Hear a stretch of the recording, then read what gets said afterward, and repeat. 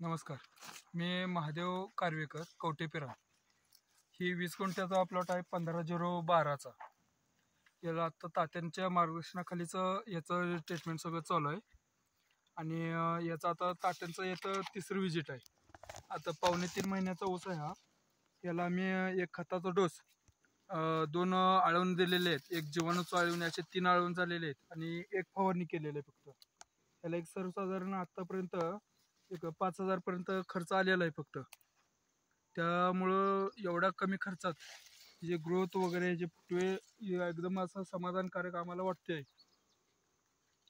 तात्यांचं मार्गदर्शन आम्हाला चांगलंच म्हणणं आम्ही, कारण आम्ही दरवर्षी आमचं जे ग्रोथ वगैरे असते त्या वेळेपेक्षा ह्यावेळी जरा आम्ही चांगला आम्हाला सपोर्ट दिसतोय ऊसाचा. आम्हाला व्हरायटी कुठली? 15/012ची व्हरायटी आहे. तारीख म्हणजे आता हे 16 तारखेला आमची 16-17 नोव्हेंबरला आमची लागण झालेली आहे. आज तारीख 8 आहे, तर एक 2.5-3 महिने झालेले आहे त्या ऊसाला.